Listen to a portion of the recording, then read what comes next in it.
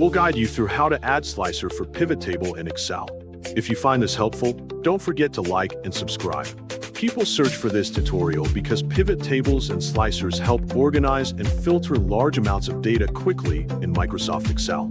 First, click Microsoft Excel to open the program on your computer and wait for it to load completely.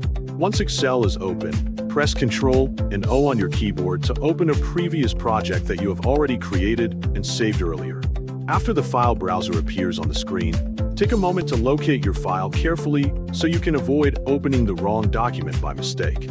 When you find the correct file, select the file by clicking on it one time. Before opening it, make sure the selected file contains a pivot table because the next steps will require working directly with that feature inside Excel. After confirming that the file includes a pivot table, open the file and allow the worksheet to appear fully on the screen. Next, select any cell inside the pivot table so Excel can display the correct pivot table options in the toolbar area. Then move to the ribbon at the top of the Excel window and look carefully for the Analyze section under Pivot Table Tools. Once you find the Analyze section, click on it to access additional pivot table features and controls.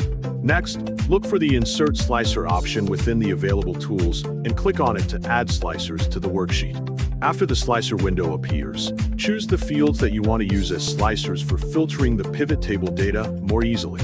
Review the slicers after they are added to make sure they work correctly and display the information you need. You can also move the slicers around the worksheet to place them in a cleaner and more organized position for easier use.